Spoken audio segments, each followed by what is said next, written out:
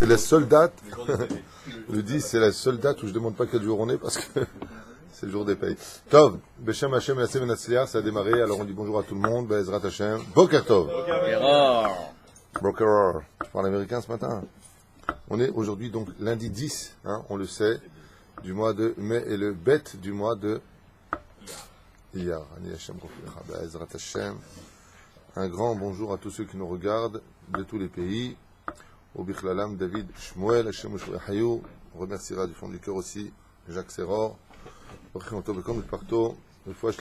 Israël. Et c'est l'anniversaire de ton épouse, bien entendu. Comment le nom? Ariela, Léa, Batavram. Ça fait un peu juif tout ça. Tov, viens là. Un grand Mazel Tov. Pour tous les malades d'Israël, Bichlalam, Moratimiak, de Shavat Teora, Talia Batefrat Myriam, Kolam Israël. On est dans Nos sages racontent, Malchut Yerovam ben Nevat. On va parler un petit peu de la Malchut, de la royauté de Yerovam ben Nevat. Ça fait longtemps qu'on était parvenu dessus. Ce grand roi, exceptionnel.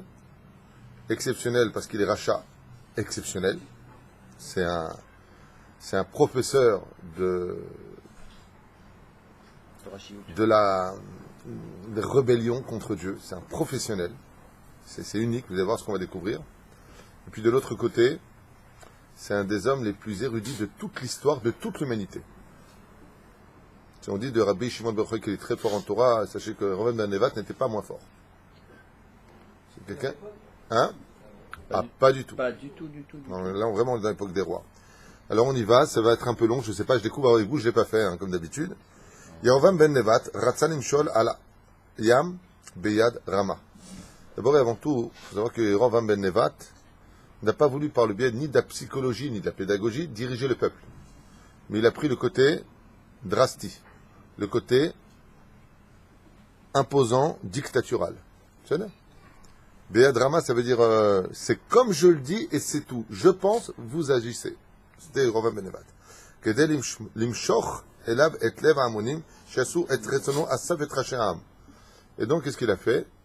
Comme de plus, il avait beaucoup de Torah en lui, il avait donc une intelligence fusée. Les mouchines étaient fusés chez lui. Et donc, il a réuni tous les grands dirigeants de toutes les communautés juives de tout son pays. Oshiv otam sivevo benehem oshiv et ravera vareshaim. Et qu'est-ce qu'il a fait? Regardez bien comment il a agi. C'est incroyable. À côté de chaque dirigeant, de chaque synagogue ou de chaque lieu, il a fait asseoir les gens les plus réchaïm de son peuple à côté d'eux. Pourquoi? Pour influencer sur eux. Et dès qu'il voyait une personne valable, il disait à une personne qu'il connaissait bien, qui était rachée, toi, tu t'assois près de lui. Ton but, c'est de l'influencer. Mets-lui les nerfs, mets de la colère en lui, fais tout pour que cet homme-là ait le maximum d'impureté. Tzadik le yad racha, sam fanav le em bidvarim. Pour qu'il ait le tzadik à côté du racha. Et qu'est-ce qu'on nous demande dans la Torah? Tistalek mishachen ra. Éloigne-toi d'un mauvais voisin. Chaque fois qu'il y avait quelqu'un de bien, il mettait à côté de lui quelqu'un de mauvais. Vous voyez, à tel point, ça aurait pu être le contraire. En général, c'est jamais le contraire. C'est jamais le contraire. On pose la question à propos de Pichol Sar Tzevao chez Abimelech. Chachamim, ils disent qu'en général, le tzaddik, il peut influencer sur le rachat. Mais ça dépend de quel rachat on parle. Comment c'est-il qu'Abimelech, il est mangé à la table de Yitzhak? Comment c'est-il qu'Esav, il a étudié la Torah chez Abraham? Il a fait Chavuta avec Yaakov Avinu. Ouais, bon, pas longtemps. Mais en tout cas, il a vécu dans une ambiance où la mère était tzaddik, avec le père tzaddik, le frère tzaddik. Il est resté Esav. Il y a des réchaïm qui ne sont pas récupérables. Uniquement pour une raison. Une seule raison. Ils ne le veulent pas. Ils ne le veulent pas. C'est pas comme Rufina. Rufina était une grande réchaïte. Une femme qui a Shem Ishmor Virachem, qui avait les moyens physiques de faire tomber qui elle voulait dans l'histoire. Et quand elle est venue chez Rabbi Akiva, il a agi, on le sait, de 3 façons différentes. C'est là. Il a été triste, il a pleuré, craché par terre, et il a souri. C'est là. Tout le monde connaît ce midrash. Très bien. Mais Rufina, quand elle a vu ça, après une seule réflexion, tac, elle a fait tchouva. Elle s'est convertie au judaïsme et a épousé Rabbi Akiva. Ben Gourdia, pareil. Il fait toutes les prostituées du monde entier. Pour un paix qu'elle sort, elle lui dit, tu partiras de ce monde comme ce vent qui vient de sortir de mes entrailles. Ouais. Et le mec fait tchouva. Attends, tu plaisantes ou quoi? Il dit ça à quelqu'un, qu'est-ce qu'il te dit le mec? Eh ben en attendant, je profite. Non? Pourquoi lui, d'après, il fait tchouva? Parce qu'en réalité, ce sont des gens qui recherchent la tchouva, qui espèrent un signe. En eux, ils le voudraient, ce changement.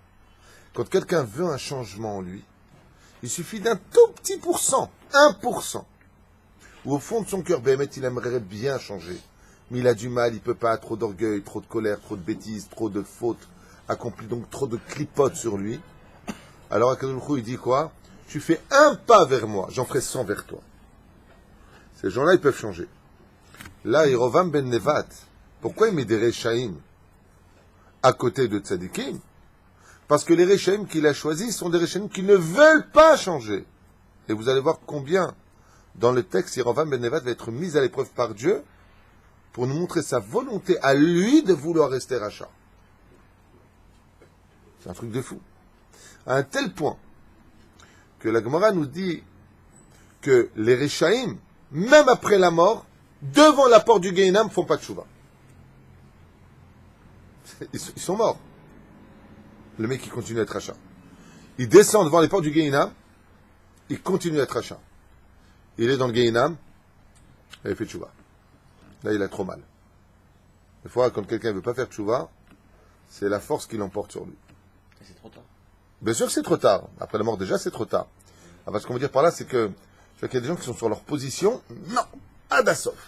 Ani lo erzor bitchouva, ani lo. Parce que quand ils sont dans le Guéhinam, on sait qu'après, c'est la porte pour aller dans le Gan Eden. Donc, c'est-à-dire qu'ils vont Et qu'est-ce que va faire le Gehinam? Il va les cramer? Non. La question qu'il faut comprendre, c'est pourquoi ces gens-là ne font pas Teshuvah. Parce que c'est plus une clipa qu'ils ont sur eux, c'est une porte blindée. Donc qu'est-ce qu'il fait Hachem Berachamim Agdolim? Il envoie la maladie. Et la maladie, c'est un marteau qui va briser cette clipa, qui va rendre humble et sensible l'âme. S'il n'arrive pas dans ce monde, le Gehinam va s'occuper de ça. C'est un chalumeau qui va brûler l'extériorité qui est sur son âme. Et là, dès qu'il va la briser, il va tomber dans une situation terrible. C'est que dès que tu arrives à cette lumière dans ton cœur où il y a quelque chose qui se brise comme ça, alors automatiquement tu reviens vite vers Dieu. Ça me rappelle un peu l'histoire de Lord contre le roi. Je ne sais pas si vous vous rappelez, quand j'étais jeune, il y avait un film comme ça avec un petit blond, bleed d'ailleurs, il était kick un peu, mais l'histoire était sympathique parce qu'on parlait d'un lord comme ça qui était très dur, qui n'avait aucune pitié, aucune rachmanout. Et en fin de compte, lui, il a réussi à lui adoucir le cœur avec ses questions, avec son regard, avec sa gentillesse. Et il a réussi à lui ouvrir le cœur. Pourquoi? Comment il a réussi à lui ouvrir le cœur? C'est un peu de la chassidoute, c'est pour ça que j'en parle, sinon je ne parlerai pas du film, je m'en fiche Parce qu'il lui a donné de l'amour, cet enfant.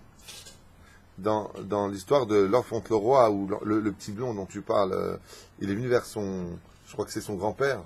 Son grand-père, c'est ça? C'est pas le roi et la reine. Le mec qui fait une tonne de films. etc. Le mystère de l'Ouest. Donc, on revient aux choses sérieuses. Alors, qu'est-ce que ça veut dire ça? Amicalement vôtre. Pas du tout. Non, ce que je veux dire par là, c'est que dans L'Or contre le roi, ce film-là, comment il a réussi à... Parce que L'Or contre le roi, c'était vraiment le rachat. Ce mec dur, aucune pitié pour les servantes, aucune pitié pour les gens qui avaient pas de moyens, aucune pitié. Et ce gosse, il arrive à lui ouvrir le cœur. Pourquoi? Parce qu'il lui a donné de l'amour. C'est de la pure chassidoute. Il lui a trouvé que des qualités. Oui, je ne veux pas lui donner. Vous avez raison. Trouve toujours les mots. Je ne sais pas comment je ne me rappelle plus des dialogues, mais c'était très sympathique comme situation comme ça. C'était l'époque où les films avaient une morale. Le héros était gentil, le rachat, on était content qu'il est en prison. Aujourd'hui, dans les films d'aujourd'hui, c'est le contraire. Le héros, c'est un rachat, il fait un casse, il tue des gens, et dans le film, on veut qu'il s'en sorte, la police ne l'attrape pas. N'importe quoi. Bon, tu arrêtes avec tes films, Adam, là. C'est quoi un film? Hein? C'est quoi un film, Rav? Ouais, depuis qu'il a la barbe, il perd la tête, lui. Aïm tov ani beinechem, liot melech. Et qu'est-ce qu'il disait maintenant, Yerovam ben Nevat? Il posait la question à ce sujet, il disait, est-ce que vous êtes content que je sois votre roi? Sha'al otam, ukshe shivolo, bechiyuvi, aussi besha'al. Donc bien entendu, tout le monde répondait positivement. Aïm temalou et kol pekudati, pekudotai, vetasu et kol ma she'atzavé etrem la'asot. Et ainsi donc, puisque vous êtes content que je sois votre roi, vous comptez donc agir en conséquence, à écouter au doigt et à l'œil tout ce que je vous ordonnerai de faire. Et qu'Achar Gam El Hashela Azo Anuchi B'chiyu. Ils ont dit bien sûr. Tous ont répondu bien sûr. Aezerovam B'Sha'al Vim Omar Lachem La'avod Elilim.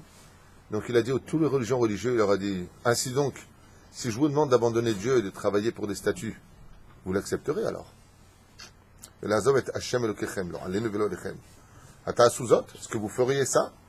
שאלה זו הכרידה את כל הצדיקים ואת בין הנוכחים והם הכריזו מיד לא נעשה זאת לעולם. Et donc qu'est-ce qu'ils ont répondu? Les tzadikim qui étaient présents, tous les rabbanim présents devant Yerovam ben Nevat, quand ils ont entendu ce que lui, le roi d'Israël, leur a demandé de travailler pour des statues, ils ont répondu tous, se sont tous levés et ont répondu, pour rien au monde et en aucun cas on entravera un tel interdit de la Torah. Je vous rappelle qu'à cette époque-là, le Yetzer Hara pour la Avodah Zara était du même niveau qu'un homme qui se drogue depuis 2 ans et qui est en manque de drogue. C'est pas une blague. Par exemple, si je vous mets une statue là-bas, Chazvé Shalom, je vous dis vas-y va travailler cette statue, tu vas dire mais j'ai que ça à faire. Ça va même pas te parler. Même si le mec ne croit pas en Dieu, il va dire mais attends, t'es stupide.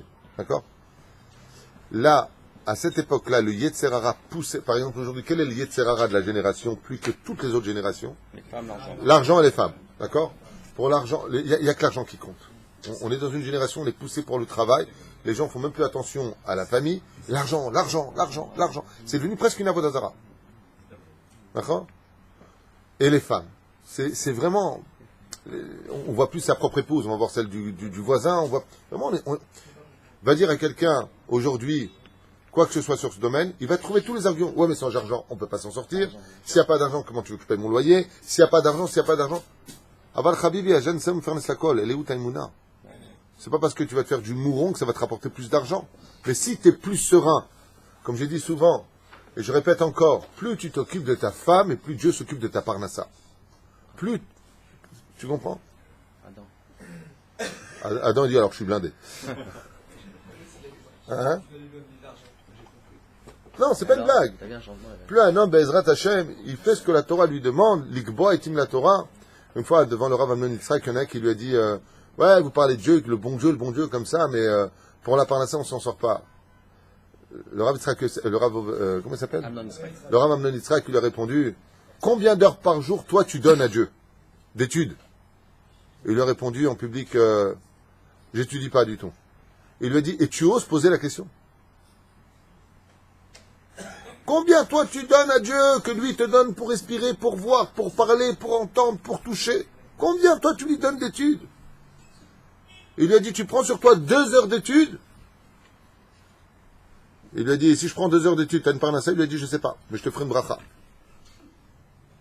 Aujourd'hui, je sais pas ce qu'il est devenu, mais à l'époque, 1 an après, vous savez, quand il ramène les gens, le Nara, c'est lui qui soutenait les œuvres du Rav Amnon Yitzhak. Il a pris sur lui d'étudier 2 heures par jour. Et nous, comment notre Yetzer nous tourne la tête? Mais qu'est-ce que tu veux que j'étudie? J'ai pas la tête à ça, j'ai des problèmes de parnassa. Non, viens étudier et laisse faire Hachem pour la parnassa. Bon, tilmad. Tov zli torat picha me'alfe zav achasef. Hachem, il te dit, Tov li torat picha. Comme dit le roi David, je préfère une étude de Torah que tout l'or du monde et tous les diamants de ce monde. Le problème, c'est que lui était blindé. Ouais, c'est facile, ça.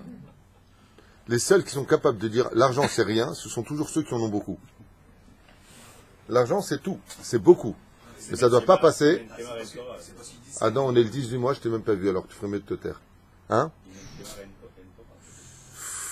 Hein? C'est un message codé.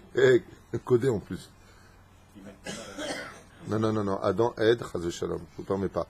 Adam, il aide grâce à Dieu. Il est fait tout en discret. Yitzhak. C'est pas ça que je voulais te parler, mais c'est pas grave. T'as bien fait quand même. C'est aujourd'hui le 10. Peut-être au courant. Si ceux qui peuvent faire PayPal, Tabol Embracha Bezrat Hashem. Donc, en tout cas, Yerovam Ben Nevat, est-ce qu'on peut dire qu'il connaît Dieu? Ouais. On peut dire qu'il se bat contre Dieu? Ouais. Il veut détourner absolument le regard du peuple juif contre Dieu. Il va réinstaurer quoi? Une des fautes les plus graves du judaïsme. Yerovam Ben Nevat va réinstaurer des veaux d'or. Pas un veau d'or. Il va réinstaurer des veaux d'or. De Yerushalayim jusqu'au Gush Dan. Je ne sais pas si vous comprenez de quoi je vous parle. Des veaux d'or. Il a choisi, qu'est-ce que dans la Torah, Dieu, il a le plus, le plus été déçu, ça a été le veau d'or. Il a dit, c'est ça que je vais mettre. Vous allez travailler le veau d'or. Yerovam. C'est pas qu'il va lui arriver des gros problèmes. Ah, mais il le sait mieux que toi. Il sait exactement ce qu'il y a au Gehinam, Kafakela, Gilguli, et quelles en sont les situations et les conséquences. On va voir c'est quoi ça, Natara. Ça vous tracasse, hein? Ouais, oui, parce que là c'est trop loin, c'est trop loin. C'est comme un Mavdi, le Mavdi, vous savez, une femme qui est très très amoureuse et son mari l'a quittée et qui veut tout faire, elle s'en fiche de tout, sauf de lui faire du mal. On dirait que là il est contre Hachem, mais que ça. J'ai pas compris l'exemple de la femme, là. Ça veut dire que Non, j'ai... un mari, Attends. Non, c'est pas un message. Arrêtez avec vos messages, Jablid. une femme qui est très amoureuse, dont son mari la quitte, et qui veut se venger de n'importe quoi. Mais elle est bien, Orly, arrête. Il a été loin par un avis. Hein? Il a été loin par un avis. Oh, oui, oui, il a été loin par un avis. Et là, on va parler du Navi. Qui était le prophète de sa génération? D'ailleurs, un très beau nom hébraïque. Ido. Le prophète Ido était le prophète de l'époque de Yerovam Ben Nevat. Hein? Ido, un Navi. Tu connais pas? Il a été. Très grand prophète. C'est Hachem lui-même qui le. À part Eliot Navi, les Français... C'est non, je Hachem plaisante. lui-même qui le. Je vois la Navi aussi. C'est Hachem lui-même qui le propulse au nom de. En tant que roi. C'est Hachem lui-même qui le propulse en tant que roi. Oui, et pourquoi il propulse en tant que roi? Challenge pour la. Non. Bravo, c'est bien qu'il y en a qui suivent les cours. Parce qu'il a fait une remontrance justifiée au roi Salomon, Dieu lui a dit Kol hakavod, tac. Et alors pourquoi après il lui a redonné ça? Il y a des cadeaux qui sont des poisons. Comme après il s'en enorgueillit, il lui a dit je vais te mettre à la place du roi Salomon, on verra toi comment tu feras. Le roi Salomon, il a tardé avec la fille de Pharaon, il a commis une seule erreur de toute sa vie durant. Toi en tant que roi maintenant, on verra quand tu prendras sa place, quand tu t'assiras sur le trône. Toi qui t'es battu pour mon honneur, il lui a dit Hachem. Il a dit quoi? Comme ça, tu retardes le peuple pour servir Hachem, les korbanot du Beth Amikdash, et tu tardes pour une femme. Ah! Il lui a fait de la morale. Et il lui a dit Arshav Hachem, puisque tu l'as fait, pas les Shem Shamaim, tu l'as fait pour ton orgueil, pour montrer ton savoir aux gens, et ta culture, et ton savoir en Torah. Moi, je vais te mettre à sa place. C'est pour ça que la Mishnah dans Masechet Avot nous dit Al tadun et traverecha ad sheta amod bimkomo. Ne juge jamais une personne jusqu'à ce que tu sois comme lui. Quand tu auras sa femme, tu pourras juger. Quand tu auras sa parnassa, tu pourras juger. Un mec a une super belle femme, tout lui réussit dans la vie, il est blindé.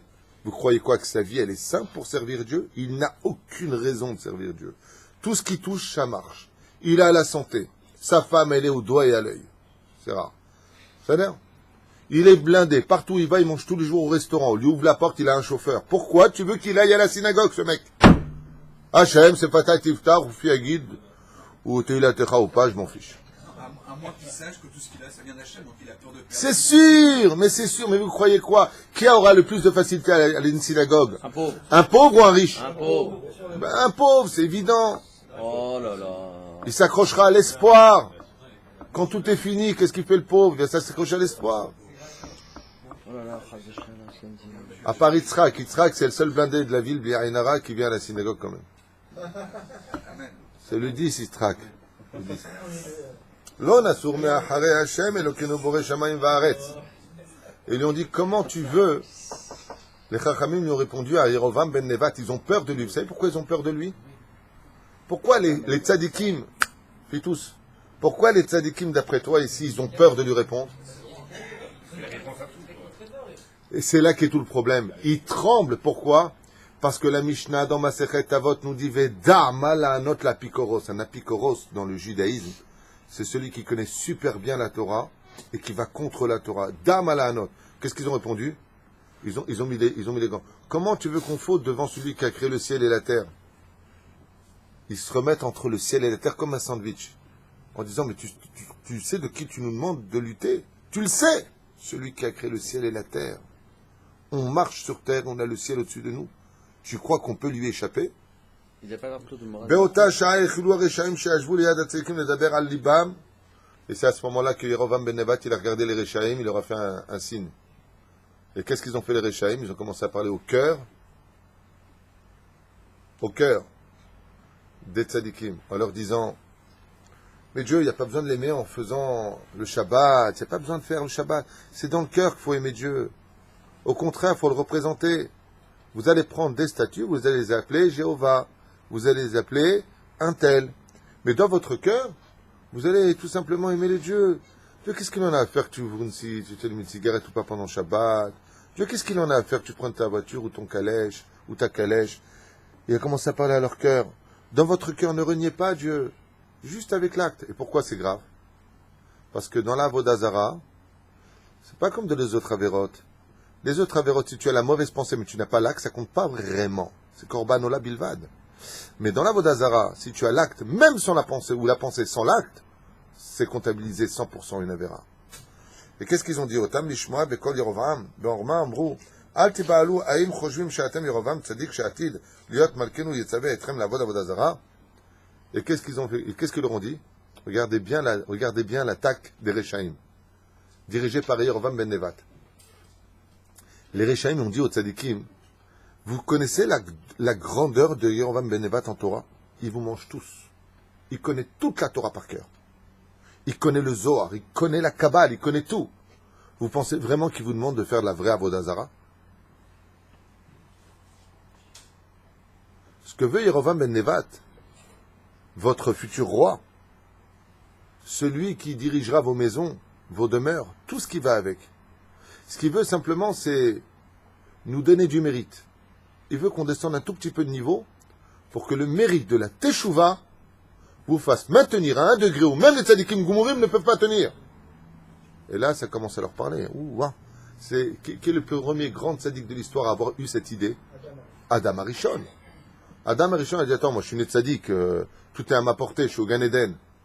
Je vais descendre pour montrer à Dieu. Comme ça dit le Rav Dessler. Il dit, Adam Arishon a voulu descendre de lui-même réellement. Il a accepté de fauter pour dire à Dieu, maintenant, si moi je descends du niveau que toi tu m'as donné, que je reviens à ce même niveau de moi-même, ça me donnera du mérite? C'est exactement l'argument de Yerovam ben Nevat. Yerovam ben Nevat, il dit, vous savez quoi? Vous savez qui vous parlez? Est-ce qu'un tzaddik comme Yerovam ben Nevat, il va vous demander vraiment de faire une chose pareille? Aïwa. Comment ça se fait qu'un tel degré de connaissance en Torah? C'est la question qu'il a posée. C'est la question des Kohanim ce matin. Non, on sait qu'Achitophel, lui, c'était la même chose, mais c'était pour son cas personnel pour être roi. Mais lui, il avait déjà tout. Il y a eu Achitophel, il y a eu Mephibosheth, il y a eu Doeg à Adomi, C'était pas son niveau. mais Yerovam ben Nevat est un rachat différent des autres. Parce que, par exemple, Doeg à Adomi, il a lutté contre le roi David par jalousie. L'orgueil de Doeg à Adomi, c'était son orgueil à lui. Il y a une grande différence entre celui qui veut être rachat pour lui-même et celui qui est rachat qui veut faire que les autres soient des Réchaïm. Tu comprends? C'est quelque chose qu'on ne peut pas comprendre. On a le droit d'avoir un rachat qui est rachat pour lui-même. Mais il fait de mal à personne. Je m'excuse de prendre cet exemple. Je vous demande pardon pour l'exemple qui n'est peut-être pas joli. Un homme regarde des films interdits, X ou Y. Il perd son temps, il ne veut pas étudier la Torah.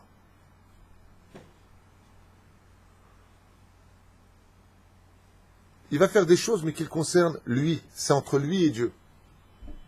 Cet homme-là est un homme ingrat. Parce que Dieu lui a donné le temps d'étudier, il n'étudie pas. Dieu lui a donné le temps de pouvoir accomplir de grandes choses et il ne les fait pas. Je ne sais pas. Peu importe. Cet homme-là est tout ce que tu veux, Mais malgré tout, à qui il a fait du mal, réellement parlant? À lui-même et un peu au peuple, parce que le peuple paiera aussi pour ses fautes. On est un peuple, tous sur le même bateau. Un qui fait un trou, tout le monde coule. Mais c'est un degré différent quand même. Prenons le deuxième cas. Parce que hier on parlait de la Shmirat Haïnaïm. La personne veut voir un film X ou Y. Et il emmène ses copains le voir avec lui. Et il invite des prostituées.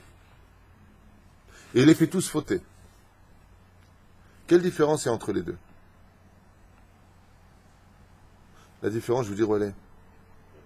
C'est que dans le premier cas, Yom Kippour pourra faire sa kapara si vraiment il pleure et qu'il fait tchouva. Parce que malgré tout, le monde qu'il a détruit, c'est le sien. Alach le bet olamo chez Warous.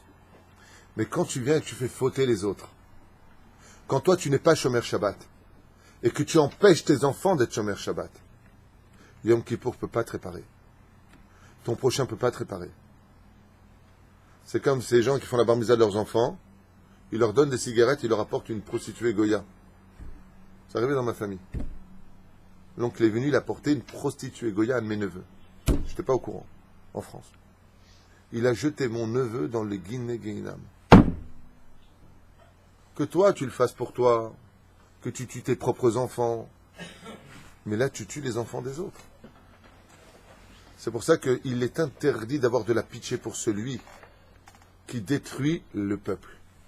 Ça s'appelle Messite. On en a beaucoup parlé dans nos cours.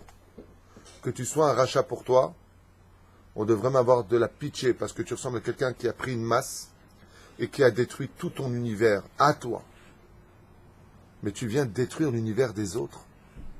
Alors la Mishnah nous dit, non simplement tu paieras pour toi, mais tout ce que les autres ont fait comme péché à cause de toi, tu les paieras aussi. Et ça peut durer combien de temps?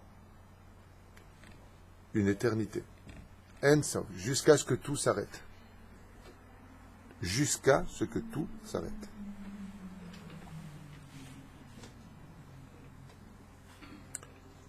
Rak le nasot etrem ou rotse. Et qu'est-ce qu'ils ont dit? Non, mais non, il n'est pas sérieux, notre roi. Il voulait juste voir jusqu'où pouvait aller votre fidélité. Alors ils se sont rassis, les tzadikim. Au lieu de partir et de lui dire on se révolte, ah, il dit, non, c'est un piège, il veut voir si vraiment, Rav Mendevat, le Tamit Racham, vous croyez qu'il va vous demander vraiment de faire Avodah Zarah? Ça, c'est vraiment la chita du Yetzer Hara. Il te dit jamais en face. Il vient petit à petit. Rak lerot im be'emet utmeim aminim atem b'Hashem elokenu verotzim rak oto la'avod. Et qu'est-ce qu'ils lui ont dit les Rechaim? Ils ont dit mais non, Yerovam ben Nevat a voulu vous mettre à l'épreuve, à savoir si vous comptiez rester fidèle à Dieu réellement ou si en réalité vous étiez facile à acheter. C'est malin, hein? לשם הדברים האמינו גם הטובים שבעם ירובעם והסכימו לקבל אותו למלך עליהם. Tout ça c'était pourquoi? Pour qu'ils acceptent Yerovam ben Nevat comme roi, et quand ils retournent dans leur communauté, tous les dirigeants, ils proclament que eux-mêmes, en tant que tzadikim, acceptent Yerovam ben Nevat comme leur roi. Et là, ils ont tous dit, alors bravo, kol hakavod, en plus il nous a mis à l'épreuve, pour voir si on resterait fidèle à Dieu, on le veut pour roi. Yerovam ben Nevat, לא הסתפק בהסכמתם העם בלבד, הוא דרש שיחתמו לו בכתב על ידי הדברים שכתב בספר ירבעם בן נבט מלך ישראל ואת כל דבריו נעשה. Il a dit non mais moi ça ne me suffit pas. Je ne veux pas simplement être le roi avec une proclamation dans mon palais, je veux que chacun signe la feuille que je vais lui donner. Et qu'est-ce qu'il a fait, Yerovam ben Nevat? Écoutez bien. Il a fait des photocopies d'époque, je ne sais pas comment ils ont fait, que chaque personne du peuple d'Israël a dû signer. Nous acceptons Yerovam ben Nevat comme notre roi et nous ferons tout ce qu'il nous dira, signé par chaque juif. Pourquoi? Pour que dès qu'il y en a un qui ose remettre Yerovam ben Nevat, tu lui montrais son dossier, sa feuille. Tu as signé, non? Donc tu es Mored ben Malchut. Et il les tuait. C'est dur, hein, comme époque. להתחייב את חתימת יד החשושו הצדיקים שבעם ילכו לשאול בעצתו שאחיה השילוני רבו של אחיה ידע שהשם חפץ במלכות ירובעם והשיב לשואלים שמותר להם לחתום. Maintenant, qui ils sont partis voir? Le tzadik des tzadikim. Vous vous rappelez de lui? Yechia Ashiloni. vous rappelez de lui? C'était qui lui? C'est lui qui a appris la Torah à Yerovam ben Nevat. Et lui, il était d'un tel niveau de Torah encore plus grand, c'était le Rav de Yerovam ben Nevat. Et il a dit, est-ce qu'on peut signer sur cette feuille? Il a dit, Al-Palacha c'est moutar. Mais Dieu, il veut qu'il soit roi. Il a dit, oui, Dieu, il veut qu'il soit roi. Pourquoi? Parce qu'Ichia Achiloni, il avait un tel roi HaKodesh en lui, qu'il a vu que Béhémet, il était de la volonté divine que Yerovam ben Nevat devient roi. Donc lui, il a répondu, Bit Mimout. Est-ce qu'il doit devenir roi? Oui. Est-ce qu'on a le droit de signer al Palacha? Quel? Moutar.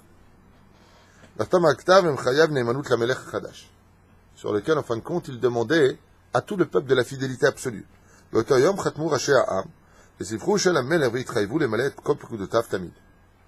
Et donc, les tzadikim, le Sanhedrin, tout le monde a signé cette feuille. Et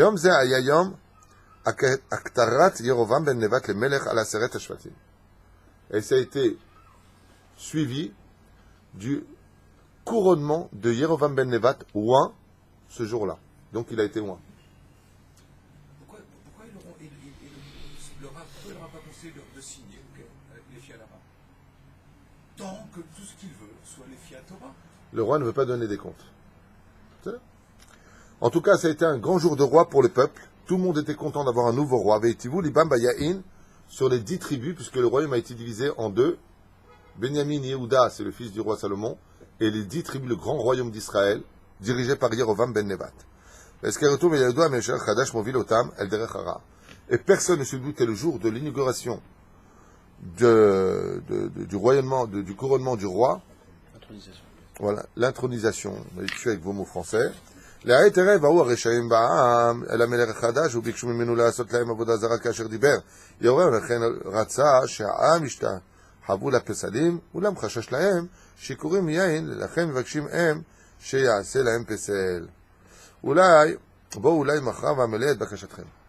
Maintenant, qui sont venus parmi le peuple? Tous les Réchaïm, le Erev Rav, ceux qui se sont convertis par intérêt dans le judaïsme, ils sont venus voir Yerovam ben Nevat le jour même, lui ont dit, allez maintenant, fabrique-nous de grandes statues.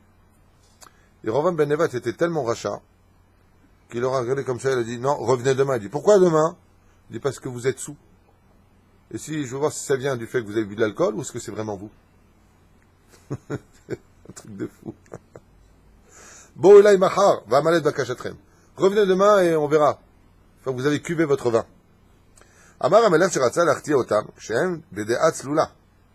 Parce qu'il a dit, non, c'est trop facile. Vous êtes tous en train de boire en mon honneur. Si je vous fais de la vodazara, vous aurez l'excuse devant Dieu de dire, ouais, mais on était bourrés, on ne s'est pas rendu compte. Donc, je veux que vous veniez, Beda Tzlula, que vous soyez en parfaite connaissance de cause de ce que vous me demandez. Velo Shikurim Yain, et certainement pas bourré par de l'alcool. Ou le Machorat, Shavu Elav Anashim ou Bikshu, Sheasela Mpesel. Le lendemain, ils sont tous revenus, Saint d'Esprit, ils lui ont dit, fais-nous une statue. Imretzanchem la vodalilim alechem, lo lishma od bekol chachmei Sanhedrin. Il a dit très bien, première condition, tout celui qui veut faire partie de ma nouvelle religion, travailler les statuts, devra à partir d'aujourd'hui refuser tout conseil des sages et ne plus jamais écouter le Sanhedrin. Donc, qui a un rave, ils ont levé la main. À partir d'aujourd'hui, votre rave n'est plus votre rave. Vous acceptez, ils ont accepté. Alors on peut commencer. Vous voyez, la première chose que fait Yerovam ben Nevat, la première des choses qu'il demande au peuple, c'est quoi? Ne te fais pas un rave. On ne peut pas commencer, il leur a dit, jusqu'à ce que vous n'ayez pas de rave. Et à cette époque, ils avaient tous un rave. Là, ils sont venus le voir en cachette. Ils dit, non, ça sert à rien. Si vous avez un rave, vous remettre sur le droit chemin. Tu renies ton rave, tu renies le Sanhedrin. Ils ont dit, ok, on n'a plus de rave à partir d'aujourd'hui, on ne l'écoute plus. Tu te rebelles? Te rebelles. Alors on peut commencer le boulot. Je vous apprendrai qu'une personne qui n'a pas de rave, le Yetzer Hara fera toujours de lui ce qu'il veut. Même dans les Shlom Bayit, quand l'homme il a un rave, je ne parle pas d'un rave âgé ou un rave allemand ou un ravioli, hein. Un vrai rave, un vrai Talmid Chacham qui reste objectif dans sa vision des choses. Même quand il y a un Shlom Bayit, des fois les femmes elles me racontent des choses au téléphone, me disant voilà mon mari me fait comme ça. Je dis madame, ça c'est votre son de cloche. Allez voir son rave, expliquez la situation. Et souvent la réponse est mais mon mari n'a pas de rave. Chaval. Après le rave, pendant le cours, il va lancer des allusions, il va expliquer à la personne, il va faire ce qu'il faut. Alors, il faut qu'il y ait un rave. Sinon, il n'y aura personne pour raisonner. Parce que le rave, il n'apporte pas son opinion personnelle. Ce que pense lui le rave, on s'en fiche. Le rave, il apporte l'opinion de la Torah. Là, on s'en fiche pas. Et Rovam ben Nevat, la première chose qu'il demande, première condition, quittez vos rabbanim. Après, on parlera de la Vodazara. Pour vous dire à quel point un Rav peut récupérer un rachat. Comme Miskin Rabbi Akiva Alava Shalom, il y a un enfant de 9 ans qui était, mais alors celui-là, il était pourri de chez pourri gâté, pourri voyou, pourri insolent, pourri dans la znout. Un rachat gamour. Il avait 9 ans. Non, c'est pas balèze. Son père était un grand rachat. Comme il n'a pas de srout, l'ange là, il lui a apporté une neshama du Guiné Gehinam. C'était une réincarnation d'un rachat déjà avant. Dieu lui a redonné une chance. C'est pas Stam, un enfant, il est rachat à 9 ans. Il faut voir qui il était avant.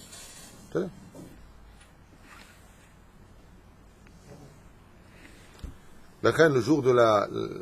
Quand tu fais un enfant, le jour où tu fais un enfant, il faut avoir des pensées pures. Parce que selon ces pensées-là, dit le Zohar, l'ange là, il va chercher l'enfant que tu mérites. On n'a que les enfants que nous méritons. Quand une personne a un enfant qui est tzaddik, c'est qu'il le mérite. Brahamim Agdolim. Quand une personne a un enfant qui n'est pas dans la Torah, c'est que dans les cieux, c'est ce qu'il mérite. Il n'y a pas d'injustice chez Dieu. Il n'y a pas de qu'est-ce que j'ai fait de t'amener au monde, t'as rien à voir avec nous. Ma pitam. Ma pitam. Tu n'as que ce que Dieu t'a envoyé par rapport à ce que tu as toi-même engendré. Il y a 3 choutafim pour faire un enfant. 3 associés. Il n'y a pas que Dieu. Qu'est-ce que Dieu tu m'as envoyé? Il y a ce que toi tu as engendré. Voilà. Donc, résultat des courses, cet enfant-là, de 9 ans, qu'est-ce qu'il a fait Rabbi Akiva? Il lui a dit, tu vas prendre la Torah, il lui a dit, je comprends rien. Il lui a dit, tu veux faire tchouva? Il lui a dit, j'y arriverai pas. Qu'est-ce qu'il a fait son Rav? Il a jeûné 40 jours et 40 nuits, Rabbi Akiva, pour que cet enfant fasse tchouva. Voilà ce que peut faire un Rav. Il peut sauver la vie des autres. Mais s'il n'avait pas eu de Rav, il aurait rejoint son père au Gehinam. Mais grâce à Rabbi Akiva, il a fait le Kaddish, tac, il a remonté son père du Gehinam au Gan Eden. La différence?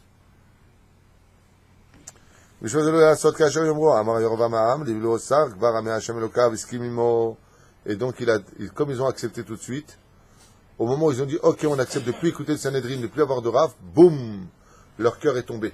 La valeur de leur cœur est tombée. באותו יום החל ירבעם בן נבט לחתו והחטיא את העם. את ידידיו הרשעים שלח לכל מקום שבו ישבו בני ישראל וציווה אותם לשדל את העם לעבוד האלילים. Et qu'est-ce qu'il a fait, Yeravam ben Nevat? Il a créé des missionnaires. Il a pris les pires ordures de son peuple, ouais, et il les a envoyés dans tous les coins d'Israël comme des missionnaires pour convaincre chacune des personnes qu'il rencontrait sur sa route de quitter Dieu et de travailler de la Vodazara. איזה דור חביב עליכם מכל הדור. היו השואלים הרשעים את העם, שהיו עונים לו, דור המדבר הוא החביב עלינו ביותר. Donc qu'est-ce qu'il faisait? Qu'est-ce qu'il leur disait? Vous voulez entendre le dialogue? Il leur disait, quelle est la plus belle génération du peuple juif? Et les gens répondaient, la plus belle génération était celle du désert. Quand nos pères étaient dans le désert avec Hachem, qu'on recevait la manne, et qu'on recevait le puits de Myriam, on a reçu la Torah, c'était la plus belle génération. היו מציעים להם אם כן, אבא ונעשה כמותם. Très bien, il a dit. Ah bon, c'est votre plus belle génération? Alors venez, on fait comme eux. Qu'est-ce qu'ils ont fait? Ils ont fait le Hegel, nous on fait un Hegel. Et comme ça, on se prosternera. Afanu na'ase Hegel za'av nishachav elahem. Alors viens, on fait comme eux, exactement. Tout comme eux, on fait le vaudor, ils se sont prosternés. Nous, on va faire pareil. ומשפחה למשפחה ומאיש לאיש, הלכו אנשי ירבעם, והסיתו את כל העם לעבוד עבודה זרה. לא די היה להם רשע, לפני חג הסוכות בסופו של שנת השמיטה.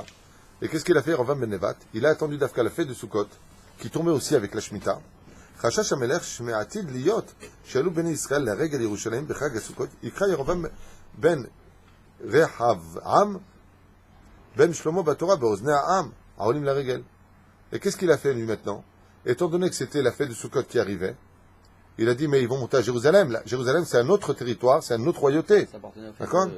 Et ça appartenait à Rehavam, le fils du roi Salomon, qui là-bas, lui, était resté tzaddik. Et qu'est-ce qu'il aurait fait? Il aurait lu la Torah. Il aurait expliqué au peuple l'importance de ne pas faire Avodah Zarah, il les aurait mis en garde. Qu'est-ce qu'il a fait tout de suite? Il a dit, oh là là, mais ils vont tous monter à Jérusalem. Ils vont dire, attends, ils vont se rebeller contre moi, ils vont le nommer sur moi. אם גם אני אעלה אל בית המקדש, לא אשב שם, רק מלכי בית דוד רשעים לשבת בעזרה. Et dit, moi je ne peux pas y aller parce que ça n'appartient qu'à la descendance de David là-bas. אם אעמוד כמו כל העם יאמרו ישראל, רבעם הוא המלך ורבעם עבדו. Et si moi aussi je monte là-bas avec le peuple, ils vont dire alors puisque tu montes là-bas qu'il y a déjà un roi, en fin de compte, toi tu es un sous-roi. Tu es le serviteur du roi de Jérusalem. Et si je reste ici, regardez comment ils pensaient. Ils vont dire que je ne suis pas un bon roi. Pour vous dire à quel point les Shalosh Regalim étaient respectés par le peuple à l'époque. Donc le Rav Amenai était très embêté. Il a dit, si je reste là, c'est comme si que je trahissais de façon... Ils vont me dire, alors vraiment c'est un rachat. Si je vais de l'autre côté, ils vont comprendre que je suis inférieur à l'autre roi. Si j'y vais de l'autre côté et que je me prosterne, en fin de compte, c'est que j'ai fait tchouva. Donc, il cherchait une solution. Qu'est-ce qu'il a fait? Moré Malchut, il dit non, ma bête. Alken Chavani, Noah, et Ta'am, il a allot Yerushalayim, et Chilit Yerobam. Donc, ici, il a dit Rav Benevat, il a dit, je vais fermer toutes les frontières et empêcher le peuple de monter, faire les Shalosh Regalim, de monter voir Dieu pendant cette période. Vous savez, je vais vous dire quelque chose. Malheureusement, en France, aux États-Unis ou ailleurs, il y a des juifs qui travaillent toute la semaine chez des patrons juifs. Et puis des fois, c'est vrai que c'est pas facile, je le reconnais. Je le reconnais. Il n'y a que celui qui paye qui sait de quoi il parle. Mais quand tu es patron en France, c'est pas évident parce que tu as le pont, tu as la sanction, je sais pas, ils ont tout le temps des fêtes, où ils sont en grève, où ils sont en fête, enfin, ça bosse pas beaucoup, quoi. C'est là. Mais après, comme la fête de Shavuot qui arrive, ça fait, et ça tombe Shabbat, ça tombe dimanche, Shavuot, et en France, c'est encore un jour. Ça tombe lundi. Ça fait 3 jours. Là, ils s'en sortent bien en France. Parce que ça tombe pendant le week-end. Il y a juste lundi qui reste Yom Tov. Mais des fois, c'est pas comme ça. Des fois, ça tombe Mardi, mercredi. Yom Tov, jeudi. Yom Tov, Sheni, vendredi. Shabbat, on ne travaille pas. Dimanche, c'est le week-end. Lundi, c'est la Pentecôte. Le patron, il se suicide. Non, c'est terrible. C'est pas le mois d'août. Qu'est-ce que tu fais là? Déjà qu'il n'y a pas d'oseille, c'est pas facile. Aval de l'autre côté, Habibi, Habibi. Combien de gens ils doivent quitter leur place? Il y a une jeune fille, que Dieu la bénisse. Elle lui a dit, je suis désolé, Yom Tov, je ne travaille pas. Son patron lui a dit, tu me fais un très beau chiffre d'affaires à Paris. Hein. Très bonne vendeuse, il lui a dit, pas de problème. Yom Tov, tu travailles. Elle a quitté sa place. Il retourne que Kadosh Baruch Hu, il m'a dit, Kol Mishalot Ibba, la Vodatot Barak. Quel est le mérite de se marier vite et que Dieu la rende riche pour son acte. C'est pas évident de quitter une place parce que tu étais bien payé en plus. Elle avait un bon salaire, travaillait très bien, elle adorait son travail, mais elle a fait tchouva. Son patron lui a dit, il y a 2 jours de Yom Tov, je t'en donne un seul, l'autre tu l'auras pas. Elle lui a répondu, hein, c'est un juif son patron. Hein? Elle lui a répondu, on n'est pas en Israël. Non, non, non. Non, non, non. Elle lui a répondu une très belle phrase. Vous voulez entendre ce qu'elle lui a répondu à son patron? Elle lui a dit, j'aime pas Dieu qu'avec la moitié de mon cœur. Je l'aime de tout mon cœur. Ishak Dola Meod. Je sais pas qui est cette fille. En tout cas, c'est les parents qui m'ont raconté. Ishak Dola Meod. Une autre personne qui travaillait à la banque, pareil. Et ils lui ont dit, ouais, ça va, t'es tout le temps malade. On sait que vous avez un jour Tov. Il lui a dit, le goy. Il y a un jour Tov, ouais, votre truc là, vous là, Tov. Ah, c'est un Tov, Nachon, il y a un truc comme ça. Il n'a pas dit Nachon, il lui a dit Tov. Hein? Qu'est-ce qu'il a fait? Il a quitté son métier. Aujourd'hui, hein? Marié, des enfants.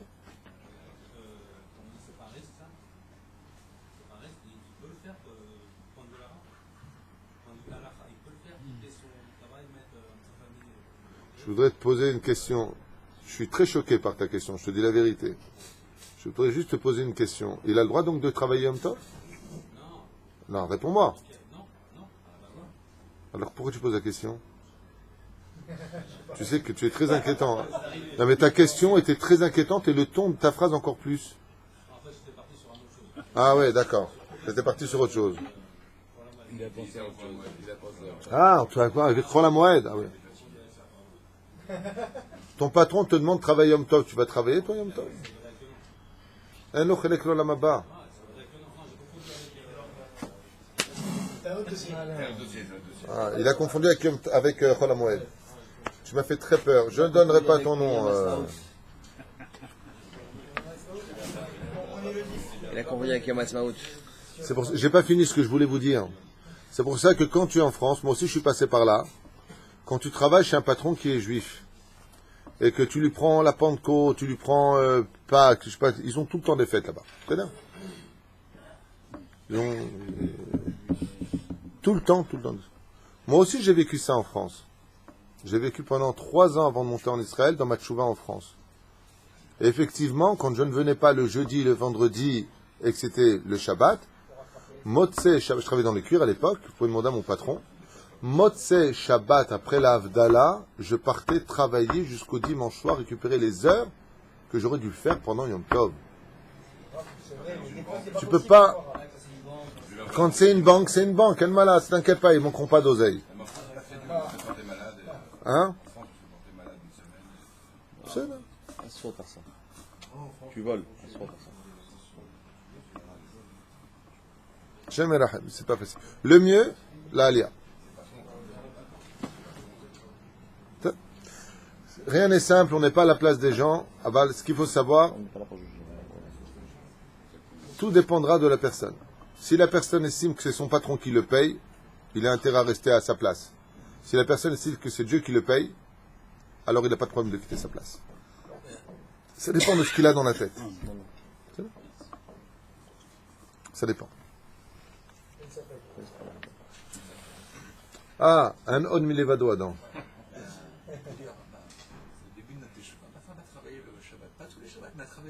Mais qui te permet de nous raconter ta vie là? Tu viens, tu t'assois avec ton café, tu me regardes, tu me dis, tu sais que ma femme... Alors qu'est-ce qu'elle a ta femme? Elle travaillait Shabbat en France? Tu rappelles ses fautes en public? Ah, par rapport à Tchouva. C'était au début et elle ne travaillait pas tous les Shabbats, mais il y avait des Shabbats.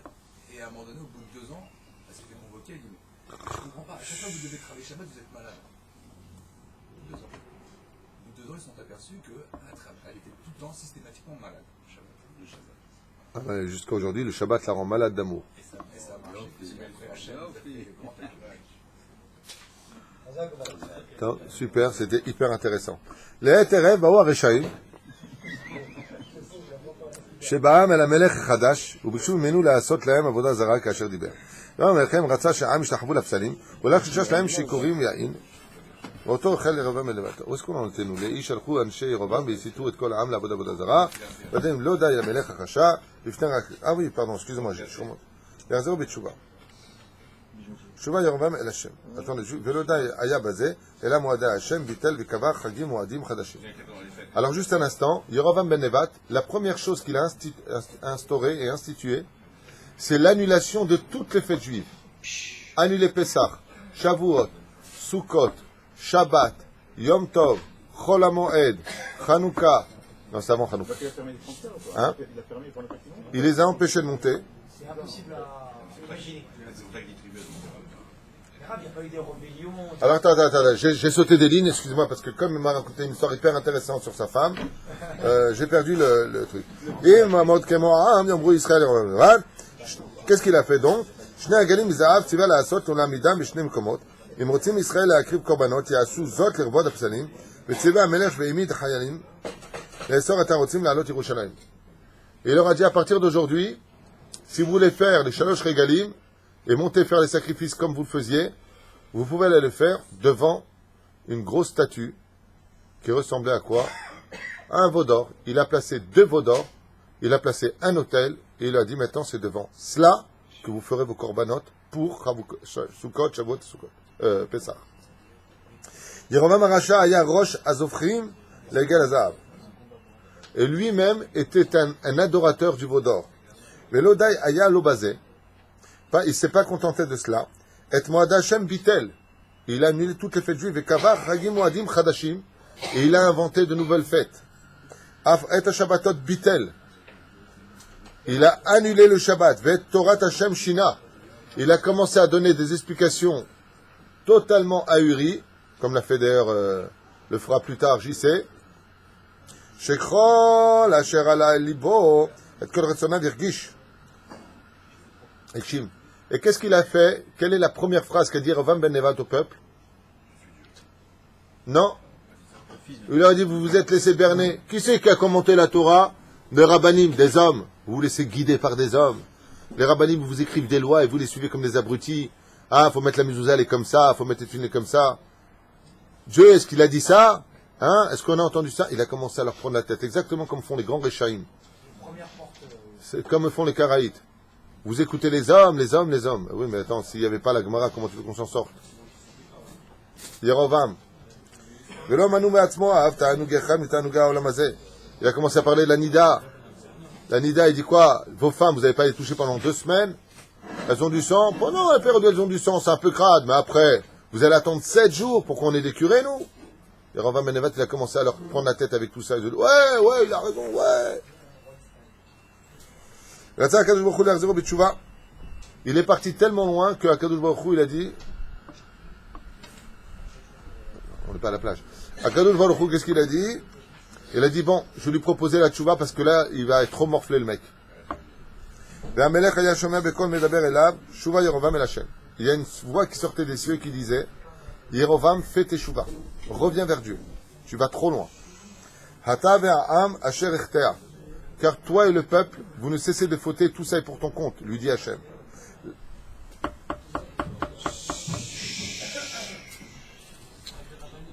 Lama tamutu baesh ginam. Qu'est-ce que la voix lui a dit à Yerovam ben Nevat? Pourquoi veux-tu tellement brûler pour l'éternité au Guéinam? Tu veux à tel point brûler comme ça? Velo shama Yerovam el kol Hashem akoreh elav. Et Yerovam, quand Dieu lui parlait, il faisait ici le dégage. Pam tafas oto akadosh baruch hu bibigdo. Quand il a vu qu'il n'écoutait pas sa voix, le créateur du monde, lui-même, alors que Yerovam ben Nevat, vous apprenez des choses que vous ne savez pas. Alors écoutez, au moins une fois dans votre vie ce qui s'est passé. Comme Yerovam ben Nevat refusait d'écouter la voix qui lui parlait, qu'est-ce qu'il a fait Hachem? Il lui a retenu par ses propres habits. Si tu penses que si tu joues les Jeanne d'Arc, tu crois que tu es fou, alors il se retourne Yerovam ben Nevat et il voit comme une main, Dieu n'a pas de main bien sûr, il voit comme quelque chose qui lui attrape son vêtement et qui part jusqu'au ciel, quelque chose qui monte, qui vient du ciel. Dieu lui fait comprendre, il dit Yerovam, arrête. Pas parce que Dieu a peur de lui. Hein. La preuve en est, Yerovam est mort et jusqu'à aujourd'hui, brûle les âmes les pauvres. Et la main. Hazor Becha, il lui dit Dieu, fais tchouva. Assez tchouva vani ve'ata ben Ishaï netayel began Eden. Et là, il lui dit, regarde, tu as tellement fauté que si tu fais tchouva avec le potentiel d'intelligence que je t'ai donné, lui dit Hachem, tu peux ramener tout le peuple à un tel degré que ton salaire sera le suivant. Écoutez bien. Vani ve'ata. Dieu lui dit, je te promets que, écoutez bien, Dieu lui dit, moi et toi, et Ben Ishaï, et le roi David, Netayel Began. Quand je rentrerai au Gan Eden, tu seras à côté de moi, il lui a dit. Hachem à Yerovam ben Nevat. Et il y aura aussi avec toi le roi David.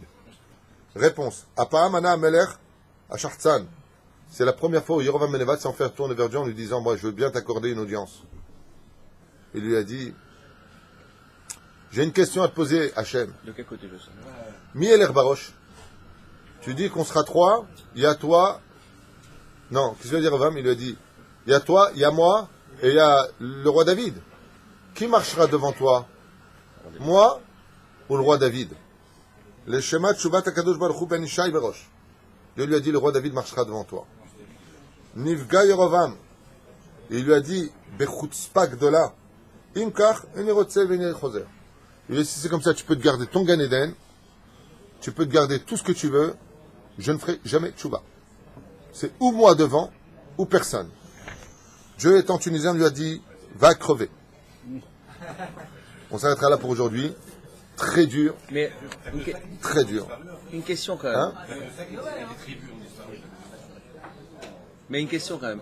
Rechavam dans tout ça, il a rien Pas fait. Rechavam. Ah, Rechavam, oui. Rechavam, le roi, il est à côté, il a. Il ne faut rien faire, trop faible. Il n'a pas essayé Trop de faible. faire une chouva. Il avait peur d'une guerre intérieure du peuple juif. À Jérusalem, il gardait Torah au Mizot, il faisait Shabbat, et en dehors, c'était la décadence la plus totale. Le peuple était mal dirigé, et quand la tête a mal, tout le corps s'allonge. Tandis que l'autre roi, comme il dit Rechavam, lui, pourquoi il n'a pas agi? Il a eu peur de créer une guerre et de perdre, c'est-à-dire 10 tribus. En plus, il y avait Asher, il y avait Gad, c'est des tribus qui étaient très fortes. Ouais, mais il avait pas, il a préféré, comme vous savez, le Zohar, il dit que un peuple entier qui vit dans le shalom, même s'ils font un Vodazara, le Midatadin ne peut rien faire contre eux. Il a dit, c'est perdu d'avance. Tu comprends? La dernière fois, vous avez dit que c'était lui qui était prévu d'être devant en plus. Hein? La dernière fois, vous avez expliqué qu'il était prévu d'être devant Hachem. Il était devant David Améler. Mais il y a un grand Moussar Eskel ici. Comment Dieu peut lui proposer à lui une telle chose? De là, vous apprendrez, c'est une grande question, de là, vous apprendrez que plus un homme a été rachat dans sa vie, plus sa tchouva sera grandiose dans les ciels. Parce que Dieu est capable, quand une personne fait tchouva, d'un amour absolu pour Dieu, comme a dit cette fille, moi j'aime pas Dieu à moitié, j'aime Dieu de tout mon cœur. Quand un homme fait tchouva de tout son cœur, plus la faute qu'il a fait était grande, et plus l'ange devient blanc, donc il est aussi grand. Donc son mérite est incommensurable. On a envie de faire un calcul. On a envie de faire un petit marché. Fais ton calcul. Non, on a envie de faire un petit calcul. Dans l'esprit, ça veut dire de faire des shalom. Hein. Non, ça peut pas. Et Non. on propose un petit marché et on dit tout de suite. Non, parce que tout celui qui faut dans l'intention de faire tchouva, sa tchouva ne suffira pas. C'est celui qui a fauté dans l'ignorance. Mais là, le mec, il dit, alors tu sais quoi, je vais faire des avérotes que même mon esprit... Non. Mais il n'a pas fait que la Kamana de faire la chouva. Voilà, c'est ça. Vous savez, je veux dire quelque chose. Tout ce qu'un homme subit, Dieu s'impose. Il y a marqué dans le Zohar Kadosh, je me rappelle plus où j'ai lu ça, c'était dans Chok Israël il y a très longtemps, que quand on allume le Gehinam pour un juif qui a fauté, le créateur du monde, il pleure. C'est comme si qu'on annonce à un père que son fils va rentrer dans une opération chirurgicale terrible. Dieu, il veut pas la mort des Rechaim. Dieu veut que les gens ils fassent teshuva, il a créé le monde pour faire du bien, pas pour faire du mal. Mais les gens aiment apporter sur eux le mal et les malheurs. bah ouais, parce que C'est bon, je suis Pragmatisme, là-bas. c'est Khalek, Kol Tov. c'est Mahal.